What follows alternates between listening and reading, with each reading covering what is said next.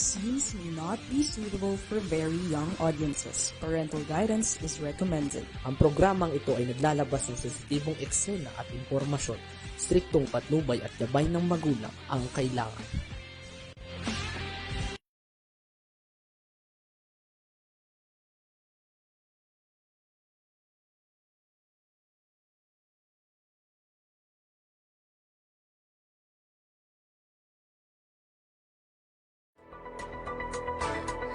Isang magandang umaga sa ating lahat. It is now almost 11 na. State of the Nation address now na po. So na ngayon po ng Pangulo, abang-abangan po natin.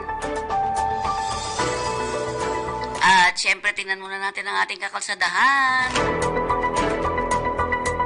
Ayan, maliwanag ha, malinis na malinis ang mga kakalsadahan sa Balintawak. Mapulang lupa, Mindanao medyo konti lang pero nagbabayad dyan. May Kawayan, Bukawi at San Fernando.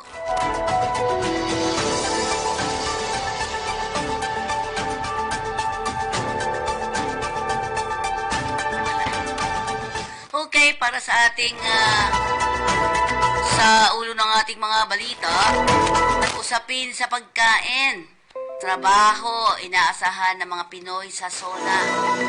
Samantalang maulang SONA, asahan sa Pag-asa. Tanungin nga natin ang Pag-asa.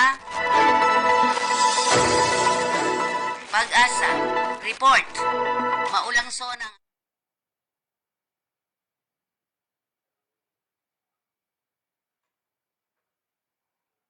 Cyclone Bulletin ngayong araw ng Lunes as of 5 a.m. patungkol dito sa binabantayan natin na si Bagyong Karina. So unahin po natin yung ating latest satellite image. Kung makikita po natin, patuloy pa rin nating binabantayan itong dalawang bagyo sa loob at labas ng ating Philippine Area of Responsibility.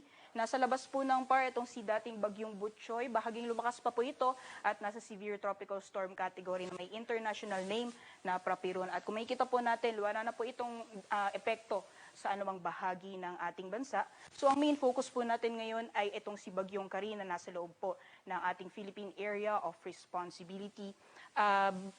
Currently, nasa severe tropical storm category pa rin po ito, although bahagyang lumakas. At currently, yung latest location niya as 4 a.m. ay nasa layong 420 kilometers silangan ng Tuguegarao City, Cagayan. Nagtataglay ng lakas ng hangin na umaabot na 100 kilometers per hour malapit sa gitna at pagbugso na umaabot na 125 kilometers per hour. Sa kasalukuyan po ay mabagal ang pagkilos nitong si Bagyong Karina sa direksyong north-northwestward. Kaya asahan po natin dahil sa combined effects nitong si Bagyong Karina pati na rin ng enhanced southwest monsoon or pinalakas na epekto ng hanging habagat, ay asahan po natin ang maulan na panahon sa malaking bahagi ng ating bansa for the next 2 to 3 days. So ito po yung ating latest forecast track as of 5 a.m. So alamin po na natin yung mga detalye na nakapaloob dito sa ating latest forecast track. So unahin po muna natin yung magiging pagkilos nitong si Bagyong Karina. Kung nakikita po natin, possible na mag-intensify pa ito into a typhoon category habang binabaybay po yung silangang baybayin ng extreme northern Luzon hanggang lumabas po yan ng ating Philippine Area of Responsibility. And kung nakikita din po natin sa ngayon, kung ito yung cone of probability, yung area po ng cone of probability, walang kahit anumang bahagi ng ating bansa ay nakapaloob dito sa area na highlighted ng light gray. Ibig sabihin po noon, mababa yung tsansa na may landfall scenario po tayo, or kung may landfall scenario pa po tayo, ay most likely dito sa may area ng Taiwan bago po lumabas ng PAR. At kung makikita din po natin sa ngayon, generally north-northwestward yung ganyang magiging pagkilos, malayo po yung sentro sa anumang bahagi ng ating kalupaan. And kung makikita po natin itong area na highlighted ng light orange, yan po yung radius or yung laki ng sakop nitong bagyo. Yan, area po na yan, mararamdaman yung malalakas na hangin na dulot nitong si Bagyong Karina.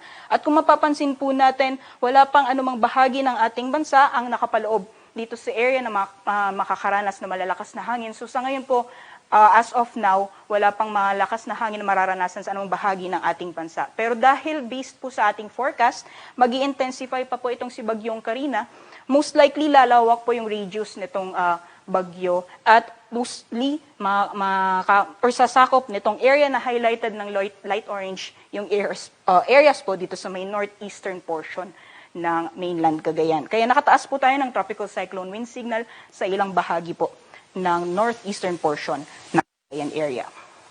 So sa mga susunod na araw, based po sa ating latest track forecast, for the next 24 hours or bukas po, mamataan po yung sentro nitong si Bagyong Carina, nasa layong 415 kilometers east of Calayan, Cagayan. Pagdating naman po ng Wednesday, nasa 335 kilometers east-northeast ng Itbay at Batanes. Pagdating naman po ng Thursday, ay possible po nasa 455 kilometers north of Itbay at Batanes, at pagdating naman po ng Friday ay nasa labas po ito ng ating Philippine Area of Responsibility. At gaya po ng nabanggit po, natin kanina, although sa ngayon po ay wala pang area or kahit anumang kalupaan sa ating bansa ang nakapaloob dito sa area na highlighted ng light orange kung saan mararamdaman yung lakas ng hangin itong si Bagyong Carina, pero dahil inaasahan po natin yung forecast na mag-intensify pa po ito, lalawak yung radius ng bagyo at mostly maapektuhan dito sa may northeastern portion ng mainland Cagayan. Meron po tayong lead time na 36 hours. Ibig sabihin po, for the next 36 hours, posible pong maramdaman yung lakas ng hangin na dala nitong si Bagyong Carina sa areas po na nakataas yung tropical cyclone wind signal number 1. So yung area po na highlighted nitong light blue, yan po nakataas yung tropical cyclone wind signal number 1, dyan po sa eastern portion ng mainland Cagayan, dyan po sa Santa Ana, Gataran, Bagao, Peña Blanca, Lalo at Gonzaga, pati na rin ng Isabela, Divisan, Palan at Maconacon. So babala po sa malakas na hangin sa susunod na 36 hours sa mga nabanggit na lugar, kaya pinaghahanda po at pinag-iingat yung ating mga kababayan dyan. Pagdating naman po sa mga pag-ulan, meron po tayong mga pag-ulan na mararanasan sa ating bansa dulot ng epekto nitong si Bagyong Carina at yung dulot naman epekto ng enhanced southwest monsoon or pinalakas na epekto ng habagat.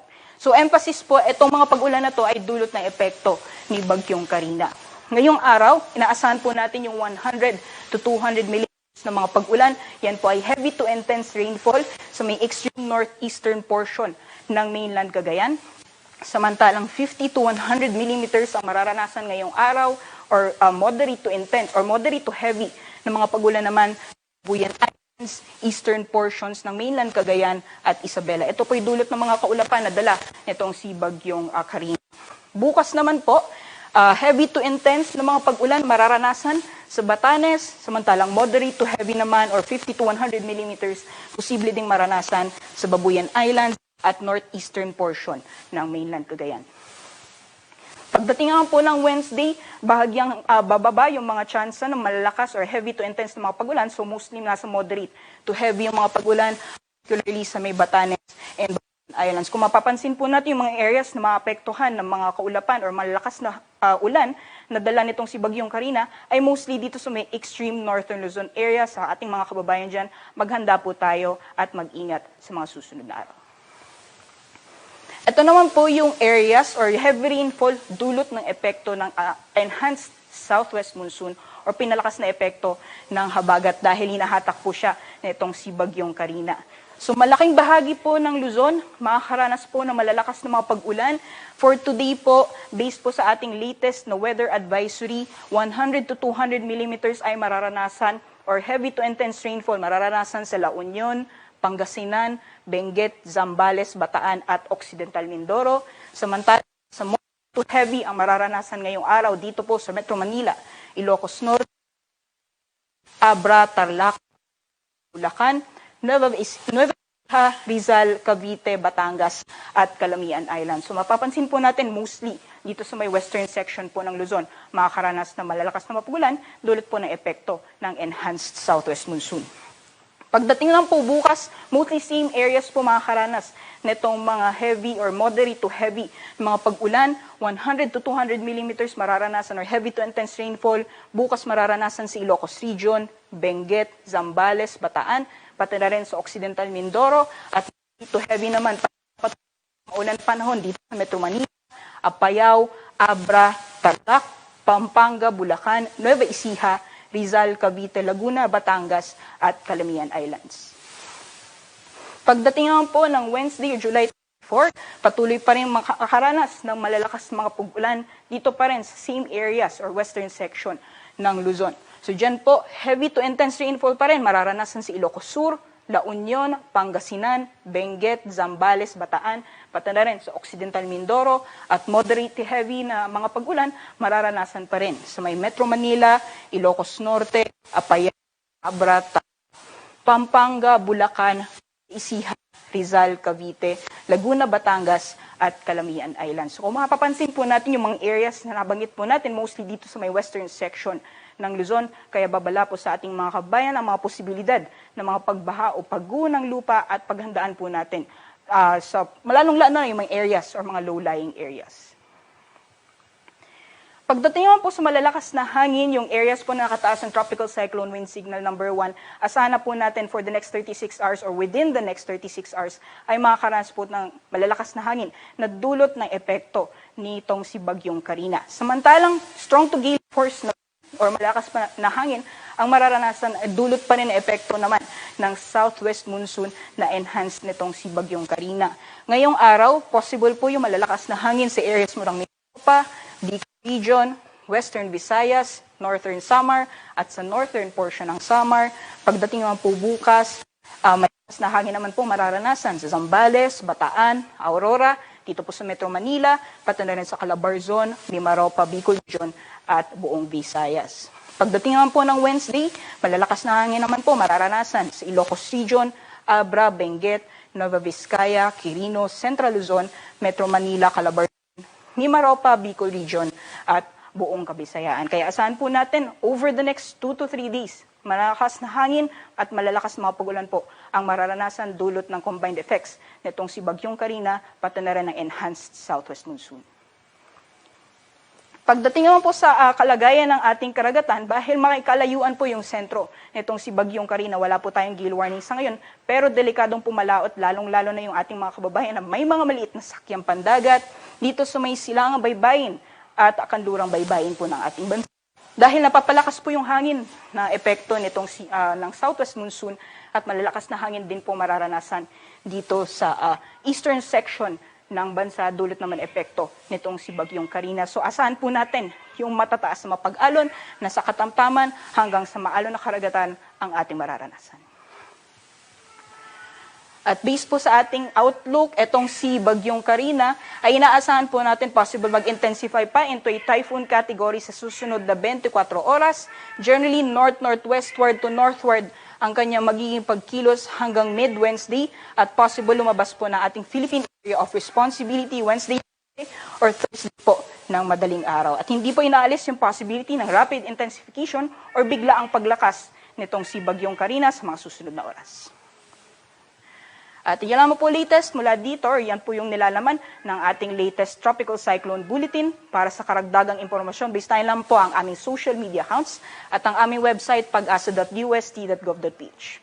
Yan naman po latest mula dito sa Pag-asa Weather Forecasting Center. Rhea Torres po, ingat po tayong lahat.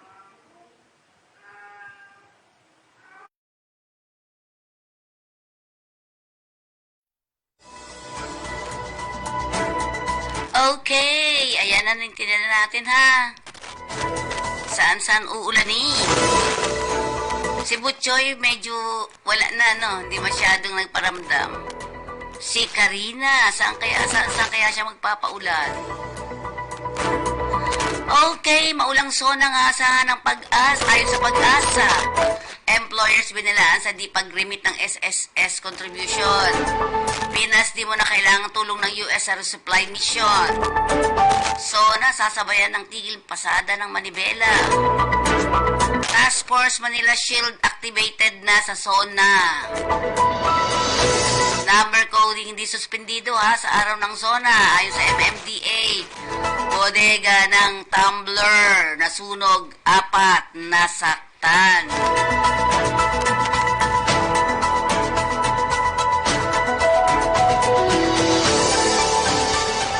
Okay, mag-flash report muna tayo.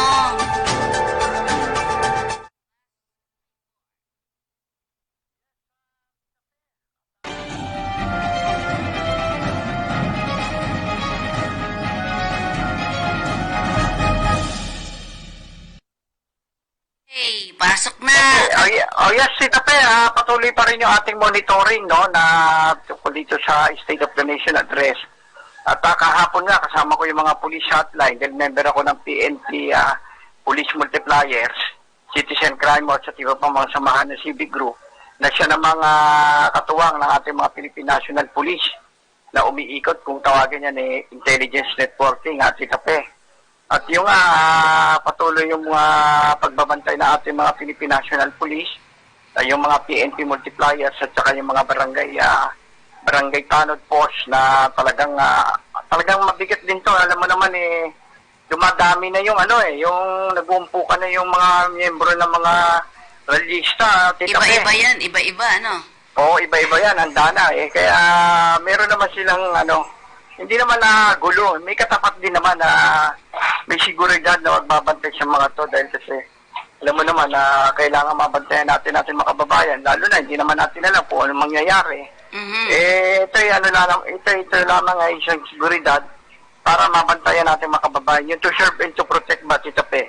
Ito sa ating makababayan. At talagang ito nga, mula dito sa may welcome, at dito sa may, kasi kanya-kanyang grupo mag-uumpukan niya, patungo na ng hindi naman sila makakalusot ng bata ito. Siguro mga hanggang na sila, yung area of responsibility na ibibigay sa kanila ng ating pamahalaan, mga law enforcement o kaya ang local government unit ng Quezon City na pinamumunuan nito ni Mayor Joy Belmonte. Meron naman sila mga permit, Tita Pe. Kaya lang, meron jurisdiction o area of responsibilities sa kanilang katatayuan at doon sila magbibigay ng kanilang mga pahayag. At yung EPG, parang hindi naman binabawal ni Joy Belmonte. Wala naman daw masama magsunog ng EPG kung hindi naman daw sa loob ng Congress o malapit na sa Congress. Basta wag lang dudulot ng sunog, sabi naman ni Joy Belmonte, nasa batas daw yan, yung freedom of rights o Bill of Rights na kadayaan nila, doon lang naman para ipayag. Sa labas naman, hindi naman makakasunog na. Basta huwag lang gagamit ng mga gulong o anong bagay, ay huwag silang gagamit noon. Pwede pakita lang nila yung tamang pakikibaka nila tungkol dito sa nasabing State of Nation Address. Alam mo naman, taon-taon yan ng ganyang State of Nation Address, talagang may mga rallyistang kumukontra, Tita Pe. Wala namang pwedeng awatin dyan. Ikaw ba, ano bang gusto mo? Ano bang naasahan mo sa mamaya kay Presidente? Well, inaasahan ko marami. Kasi yung pang-ekonomiya, at saka pang-industrialismo o ekonomista sa ating bansa dahil nga sa marami pang pagkukulang, number one pa yan, peace and order, lumala. Kailangan magpagsabi siya kung anong kamay na baka lang dapat niya sabihin dyan. Kasi kung, alam mo, pag ganyang may mga karahasan o yung mga nangyayaring krimen, yung ibang mga negosyante natatakot na pumunta dito, Tita Pe. Kaya nga. Hindi nila, kaya panindigan din ni PBB. Alam mo ako, Ilocano ako member ako ng Eagle of the North. Okay. Loyalist for Marcos din ako. Pero, kasi nung panahon ng tatay niya. Pero, ako ayoko naman manira. Parang tabang ako kay Bongbong ngayon. Parang hindi niya nakuha yung galing ng tatay niya. Na talagang stricto pero umudlad ang bansa. Nagsasabi lang naman na wala nagawa si Marcos matanda. Iba na yung kalokohan yun. Meron nagawa naman. At na-disiplina naman ang ating bansa noon. Kaya lang, yung mga galamay, kasi ang sumisira sa bakal, Tita Pe, kalawang, di ba? Oo, yung kalawang, yun ang sumisira sa bakal. Kung ikaw isang bakal, at dinapuan ka na ng kalawang, sisirain ka na niya. Kaya sana, sa kanyang talumpati, sabi nga ng mga tao, una, yung pagtaas ng sweldo, pangalawa, yung pabahay, yung peace and order, yung negosyo, trabaho, kasi matagal na pinangako raw yung panahon pa raw ng Hapon yun, Tita Pe, tsaka Kastila, wala naman ganong nangyari. Yung mga nakapanayam ko dito, mga vendor, yung vendor ng Quiapo, vendor ng Santa Cruz, nakapanayam ko, sabi nila, wala naman daw nangyayari, puros ganyan na lang, kaya bulag tipitlingin na raw sila sa mga ganyan pangyayari. So marami na tayo mga kasamahan dito, Tita Pe, na mga miyembro ng media, mapalokal, mapanasyonal, nakabantay na dito yung mga ibang mga volunteer media at mga ibang yung mga alam mo naman ang spiritual volunteerism ng media talaga makikita mo yun. Oo. kahit walang sweldo, masigasig pa nga mag-report eh. Sila pa, oo. Umulan, bumagyo. Sabi nga nila, ayos lang. Basta makapagbalita tayo ng tama. Oo. At nagsasabi tayo ng tama. Huwag yung fake news, di ba? Ingat-ingat lang din babalikan kayo. kita after this. Nandito kami ng mga police hotline. Iikot kami mamaya. Alamin naman namin yung sitwasyon sa bawat lugar kung ano ang meron. Sige. Sige. So, yan na aking update. Ito pa para sa Kakampi Online. Jalay Pudok reporting.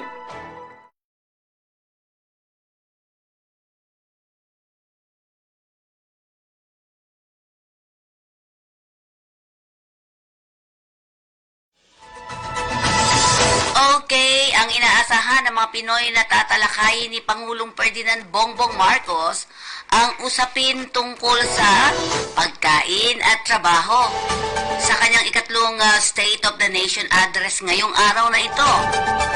Kabilang dito ang pagpababa ng presyo ng mga bilihin, partikular na ang bigas, taas sahod ng mga manggagawa. We are doing everything we can. Puspusan ang ating ginagawa upang pataasin ang produksyon ng ating ekonomiya. Pinapalago natin ang mga industriya. Dinadagdagan natin ang mga infrastruktura upang mas mapabilis ang daloy ng mga produkto at ng serbisyo. Higit sa lahat, pinapalakas natin ang kakayahan ng mga mamamayan upang mapaganda nila ang kanilang pamumuhay. Ito ang punot dulo ng ating Philippine Development Plan. This year, the World Bank projects a 6% overall growth rate, well within the range of our targets for the year. It is anchored on strong local demand, underpinned by consumer spending, and draws strength from the BPO industry and, of course, the steady flow of remittances and the continuing jobs recovery. Inflation rate is moving in the right direction. From 8.7% in January, our inflation has continued to ease up in all regions, settling now at 5.4% for June. What this means is that in spite of all the difficulties, we are transforming the economy. We are stabilizing the prices of all critical commodities. According to the Bangko Sentral, inflation is expected to ease further by the close of the year, and projected at 2.9% by 2024.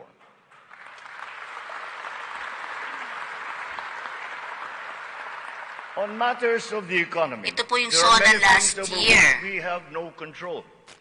But over those where we do have control, we are doing everything we can.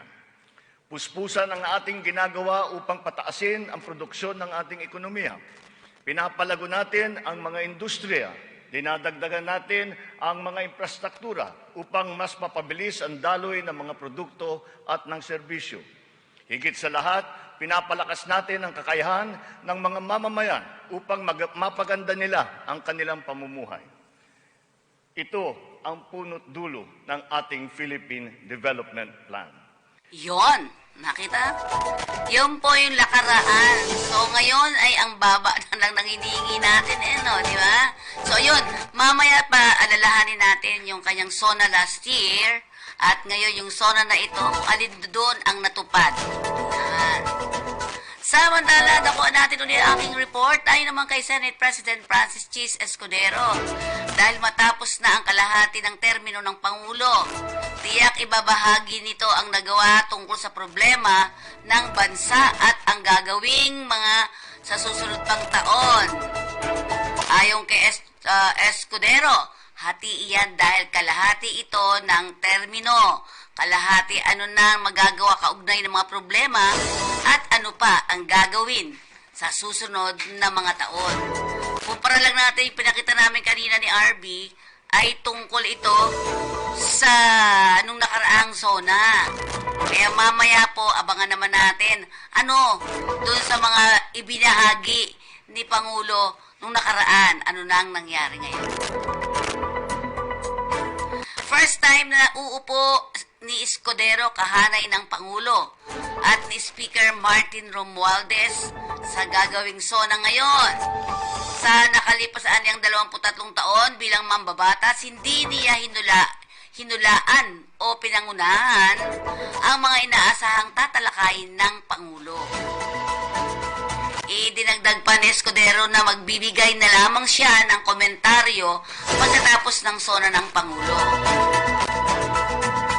Sa tanong kung dapat i-anunsyo ng Pangulo ang SONA ang tuluyang pang-ban sa Philippine Offshore Gaming Operators o yung POGO.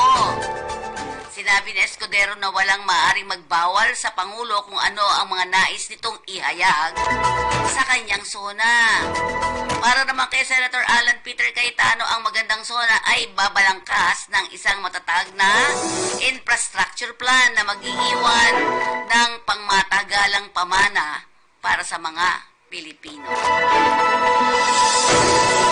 Samantala, makakaranas ng malakas na pagbuhos ng ulan sa Metro Manila. Ngayong Lunes, kasabay ng gaganaping ikatlong SONA ni Pangulong Ferdinand Marcos Jr. Mag-ingat yung mga nasa labas, ha? Sa report ng Pag-asa kanina po, Department of Science and Technology, ang ulan ay dulot na rin ng southwest monsoon o habagat na pinapalakas pa ng tropical storm Karina. Nakatakdang magulat ang sabayan ng Pangulong Marcos sa Batasang Pambansa dito sa Batasan Hills, Quezon City. Inaasahan din ng marami ang pagsasagawa ng protesta sa mga kalsada sa paligid ng naturang lugar. Samantalang forecast naman ng Pag-asa, makakaranas ngayon ng panakanakang pag-ulan hanggang malakas sa Metro Manila, Ilocos Norte, Ilocos Sur, Abra, Pampanga, Bulacan, Rizal, Cavite, Batangas at Calamian Island. Mararanasan din sa La Union, Pangasinan, Benguet, Zambales, Batangas at Occidental Mindoro ngayong Lunes ang heavy to intense rain. Kaya yung mga nagrarally sa labas, ingat-ingat po kayo, ha? Mahirap magkasakit ngayon. Binala ni AXIS Representative Erwin Tulfo ang mga delinquenting employers na bayaran o mag-remit ng Social Security System. Contribution ng mga empleyado dahil may kaakibat itong pagkakakulong ng 6 hanggang 12 taon. Ayon pa sa Deputy Majority Floor Leader, alaman lang nila na hindi nire-remit ng employer nila ang kanilang kontribusyon dahil mag-loan sana ang ilan sa kanila, di raw naguhulog si employer. May ilang teacher din sa isang private school sa Cavite ang nagsumbong na walang hulog ang SSS nila.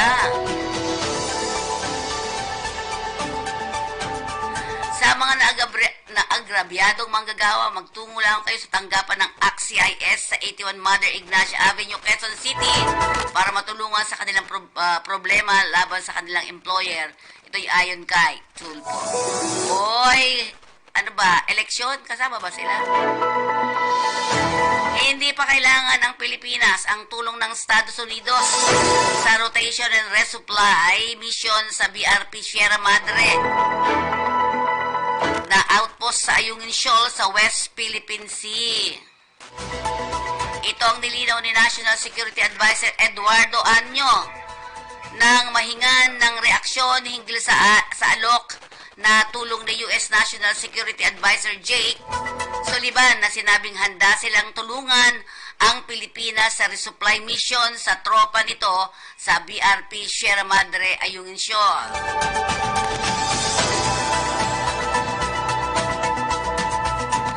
The RORE will remain to be a pure Philippine operation, but we appreciate the U.S. support in all aspects, being our main ally, and its assurance of ironclad commitment to the Mutual Defense Treaty. Ani-anyo na sinabi kaya pa naman ng Pilipinas gawin ang mandato nito. There is no need of this time for any direct involvement of U.S. forces in RORE mission. Yan ang paliwanag ng NSA advisor na pinasasalamatan ang US partner sa alok ng tulong. Ito'y matapos banggain ng Chinese Coast Guard ang RORE mission team noong Hunyo 17 na iskinasugat ng 7 Philippine Navy personnel. ang mga umataking Chinese CCG ay armado ng palakol, itak, machete, kutsilyo kung saan ay winasak pa ang dalawang rigid hull inflatable boat.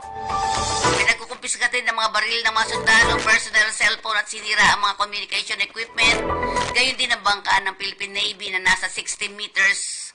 P60 meters naman ang pinsalang sinisingil ng AFP o 60 million pesos ang sinisingil ng ating AFP sa China.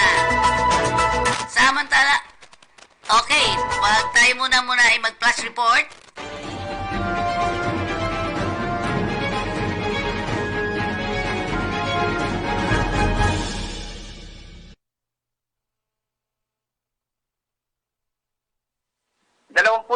libong kapulisan, no? Itong nakantabay dito sa mula Luzon, Visayas, Mindanao para sa State of the Nation Address na siyang tututo for intelligence monitoring group na alam mo naman na pag ganyan may mga activities, yung bumubulusok yung mga kalaban Tita Pe. Kailangan mabantayan maigi, lalo yung terrorism, no? Mm-mm. Pero bago yan ito na nagkaroon na sila ng seminar, yung Operation Intelligence Matter, na kailangan na meron din mga nakasibilyan, no? Na nagbabantay, parang media meron din mga media yung mga media na sila rin yung mataryan at may media intelligence din group na ginagamit din dito para mabantayan lahat yung nagaganap na sitwasyon Tita Pe. Pero alam mo Tita Pe, medyo makulimlim, no? Makulimlim, mukhang uulan na naman yung iba talagang nakahanda na yung kanilang mga panangga, yung mga palihong, kapote at iba pa. Pero sana ipagdasal naman natin na mapayapa itong State of the Nation Address sa ating Pangulo. Na wala namang magkaroon ng kaguluhan, no, Tita Pe. Oo. At pakisabi, sa mga pulis at saka dyan sa ating mga ralyista, kung sino man mga nasa labas ng karsada, pakisabing mag-ingat po sila dahil napakalakas ng ulan dito sa Pasay. Mag-iingat sila at talagang... ikaw din. Oo. Kapayapaan dapat ay pairal dito. Hindi makinig tayo kung anong iuulat ng ating Pangulo. After that, saka tayo mag-comment kung may maganda ba o mali. Tama ba ako, Tita Pe? Yes, tama yan.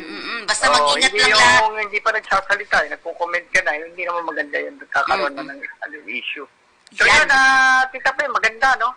At yung mga natin, mga kababayan, ay nakantabay din. At yung iba, meron na kasing mga TV sa labas. Yung TV na panooran na, na para umulan man, meron mga boat na panunuoran nila ng TV. Yung mga kababayan natin, mga vendors, yung mga sidewalk, mga dyan, lalo na sa barangay. At talagang ito na yung third State of the Nation Address sa ating Pangulo, ito na yung huli, no? At para malaman na natin kung ano talaga ang resulta na kanya sasabihin mamaya bandang alas 4 ng hapon yan sa House of Representatives. Yan lang yung update para sa Kakampi Online. Jalay Pudo reporting.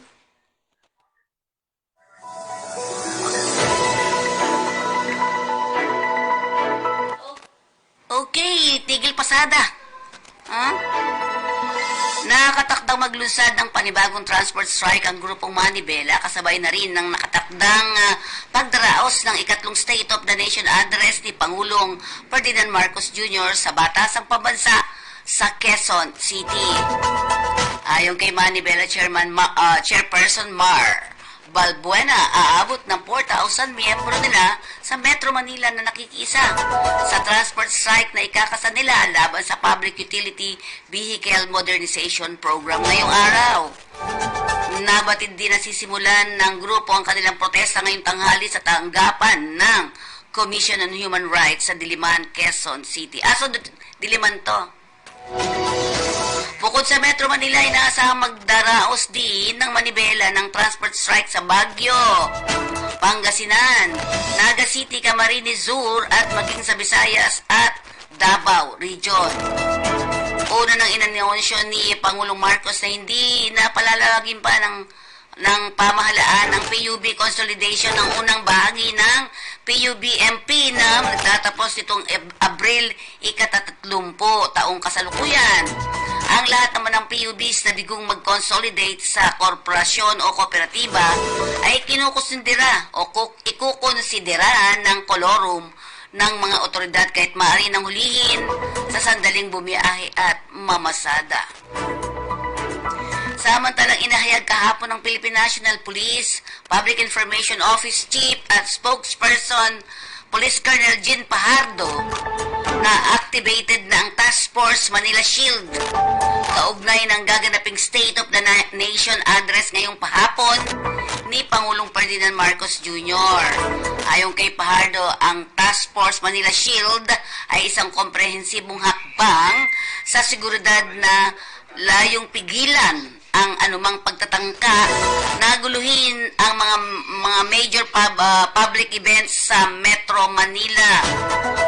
Aniya sisimulan itong i-activate sa itong Sabado ng ating gabi sa pag-activate ng Task Force Manila Shield. Sinimulan na ng PNP sa iba't ibang security operation tulad ng pagpapatupad ng checkpoints sa loob at labas ng Metro Manila, particular na sa Calabarzon at Central Luzon. Ihahanda na rin ng PNP ang mga civil disturbance management team at elite unit tulad ng Special Action Force. Samantalang hindi naman bababa sa 23,000 pulis ang magsesecure ng zona na may humigit kumulang 6,000 na ipapakalat sa Batasang Pambansa Complex at sa kahabaan ng Commonwealth Avenue sa Quezon City. Tiniyak naman ng National Capital Region Police Officer Chief Major General Jose Melencio Nartates magtutulungan ng mga tauhan ng PNP, Bureau of Fire, Bureau of Jail Management, Penology at Department of Public Order and Safety ng QCLGU upang masiguro na maayos at mapayapa ang paligid ng Batasang Pambansa Complex. Okay, news ulit tayo.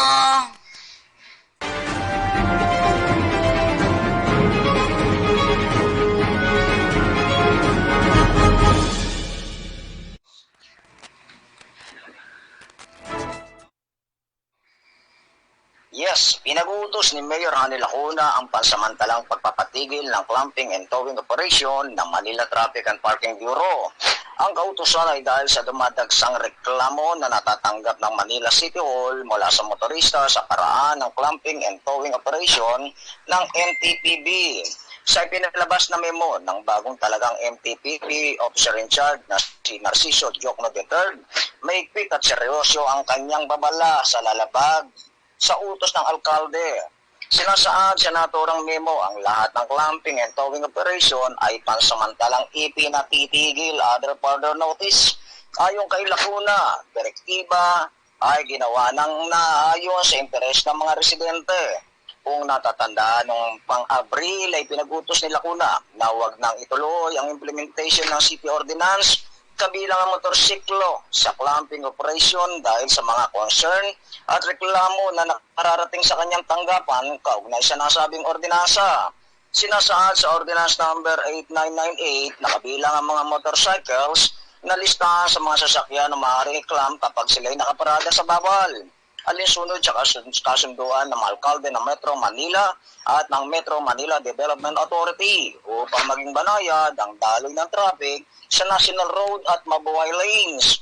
Ang pahayag ni Lacuna ay ginawa matapos ang 48 seconds audio recording na nag-circulate na nagsasaad ng implementation ng ordinansa kung saan mga illegal park motorcycle ay kabilang sa clamping. Ang naturang news announcement ay ginaya sa paraan ng pagsasalita ni Lacuna, kaya yun ay fake news. Mula sa lungsod ng Maynila, ito sa Katotong Jonas Oras number 8 nag-uulat sa Balitang Halian Kakampi Online.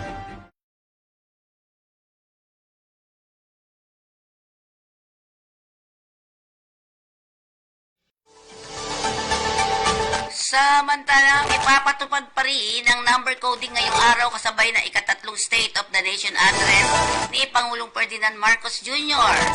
ayon sa Metropolitan Manila Development Authority.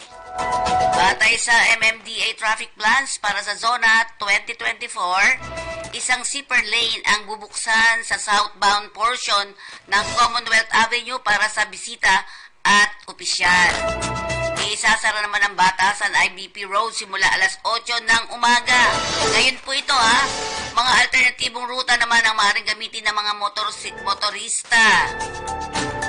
Ang sasakyan patungo naman sa timog na magmumula sa Commonwealth ay pinayuhan ng dumaan sa Sauyo Road o Quirino Highway. Pagkatapos kumaliwa sa Mindanao Avenue, pagkatapos ay isa pang kaliwa sa North Avenue patungo sa kanilang destination. Ang mga light vehicles naman na magmumula sa C5 Road ay pinapayuhan ng kumaliwa sa Magiting Street, kanan sa Maginhawa Street at kumaliwa sa Mayaman Street hanggang Kalayaan Avenue para makarating naman kayo sa inyong mga destinasyon. Ang mga truck na manggagaling sa C5 sa kahabaan ng Katipunan Avenue ay dapat naman dumaan sa Luzon Flyover at pagkatapos ay kumaliwa sa Congressional Avenue. Magde-deploy daw ang mga MMDA ng mahigit 1,320 personnel para sa traffic management, road clearing at crowd control. Samantala, 4 na individual ang pawang nasaktan sa isang sunog na sumiklab sa isang bodega ng mga tumbler sa Quiapo. Sa Quiapo, Manila, kahapon ng madaling araw. Kinilala mga biktima na sina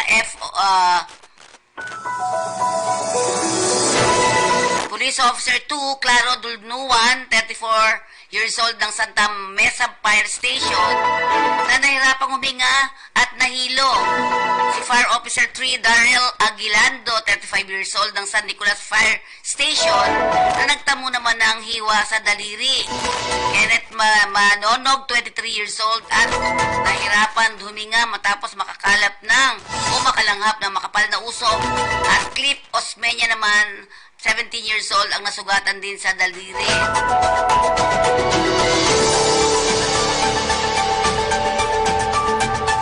Umabot na sa ikatlong alarma ang sunog bago na ideklarang under control dakong alas 5:30 ng madaling araw. So sa pagtataya ng otoridad, aabot sa 15 milyon ang halaga ng mga ari-ariang napinsala ng sunog na inaalam pa ang pinagmulan.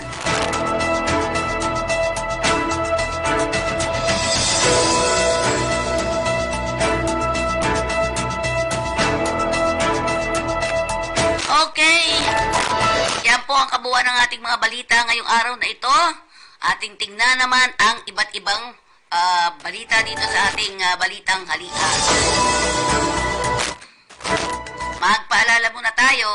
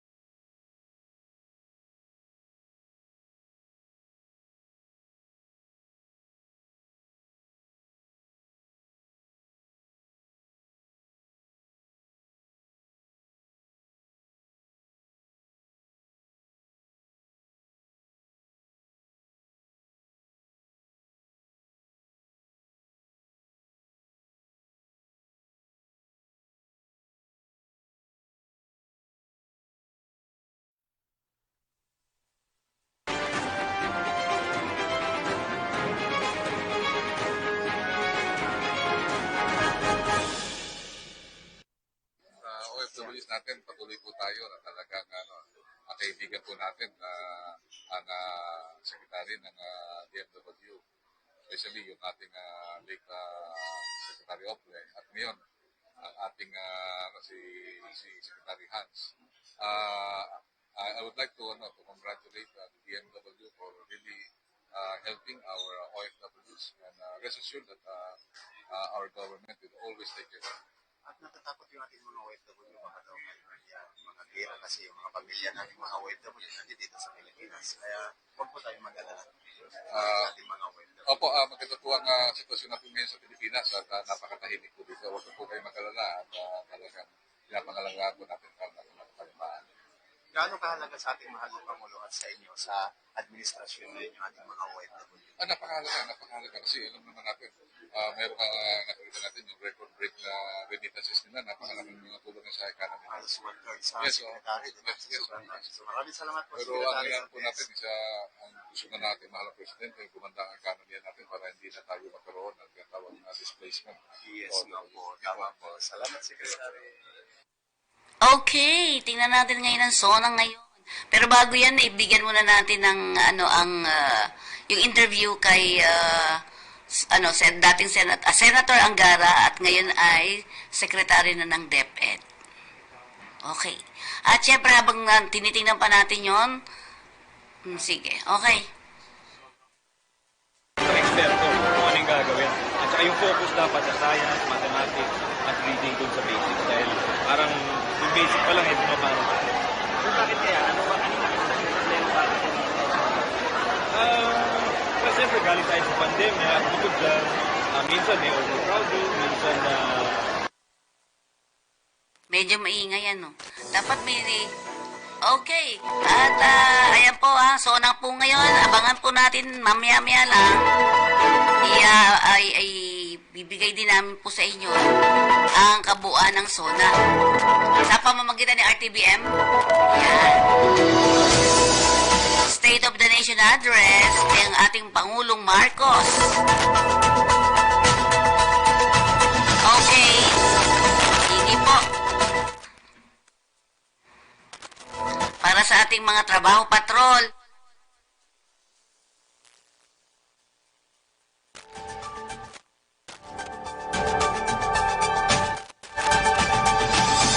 Ayan, ngayong araw po ito. Ay, kahapon pa today. Diba? Nakita mo, talaga naman sang haba nung pila, no? Nung, nag-extend talaga sila. Ito, yung 19 at 20, sila po ay nasa session hall, second floor, Botolan Municipal Hall, Zambales.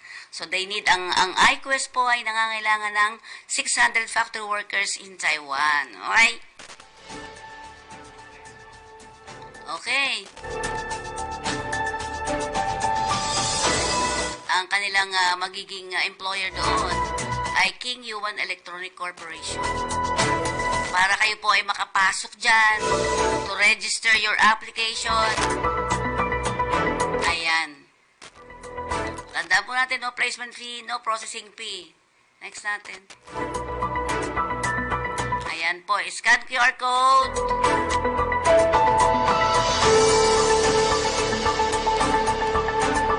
Ito po yung nangyari nung nakaraan. To, no? Sa session hall, nagpunta doon, second floor, Botolan. Pinakita ko yun sa iyo, na napakadami din ng mga pumila doon at nag-apply.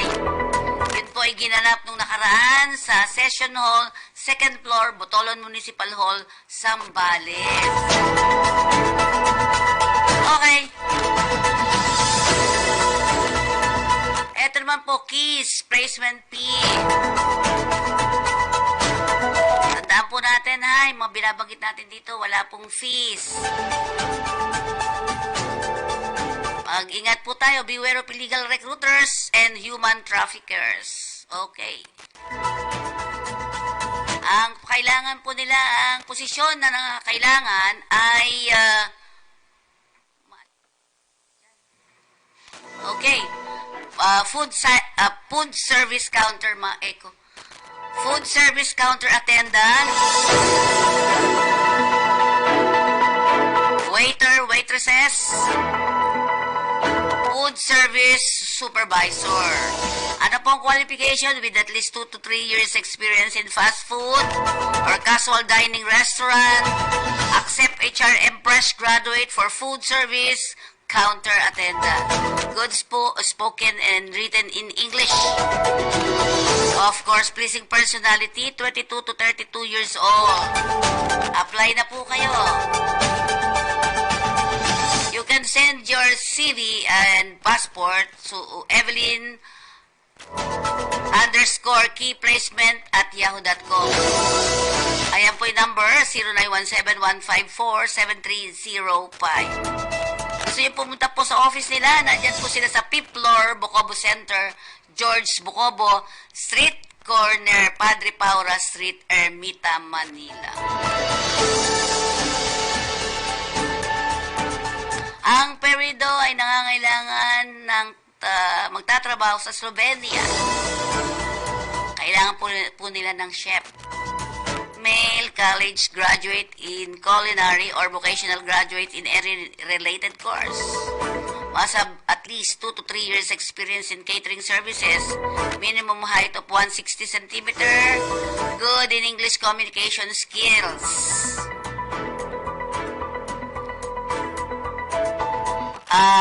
Pwede po kayo pumunta dyan. For the position, a drop box is provided for your application. Otherwise, please send your updated resume to perido4slovenia@gmail.com with email subject. Ano pong position nyo doon? Or you can visit the Unit A and B, 1845 Dian Street Corner, Boyle Street, Palanan, Makati City.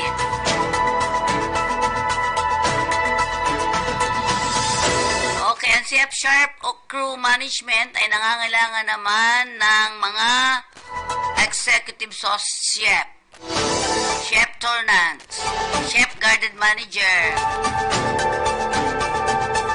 pastry cook, cook teppanyaki, at isa pa, cook talaga. Preferably with shipboard experienced for at least 2 contracts. So, 4 na taon.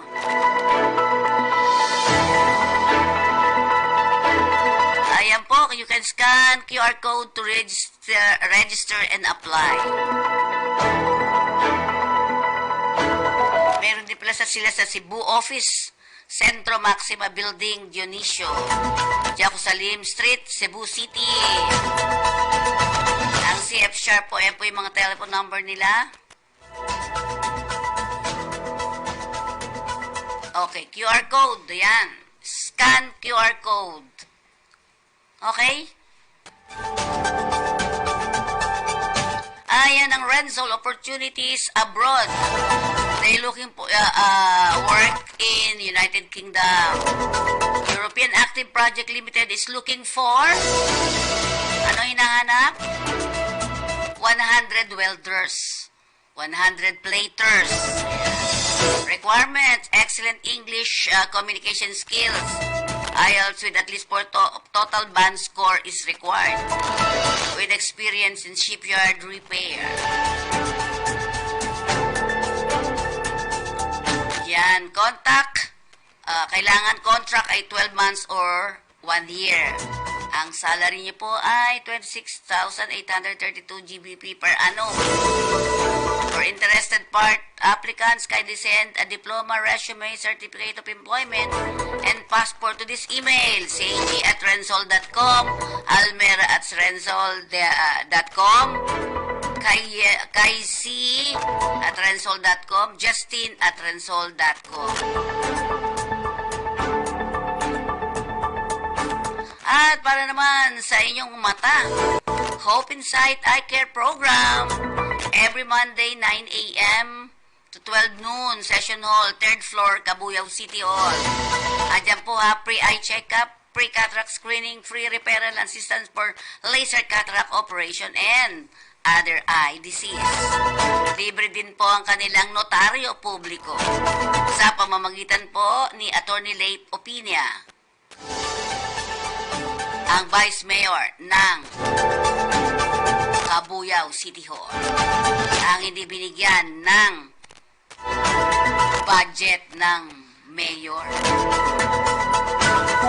Okay. Meron pa ba? Ayan, the SONA 2024. Ayan, SONA po ngayon. Mamaya po, abangan natin. At mamaya-maya po ay magbibigay tayo ng mga update. Yung mga ating mga reporters na nasa labas. Hingi po tayo ng mga update sa kanila. Yan po ang ating balitang OFW. Ang balita tanghalian. Maraming po salamat.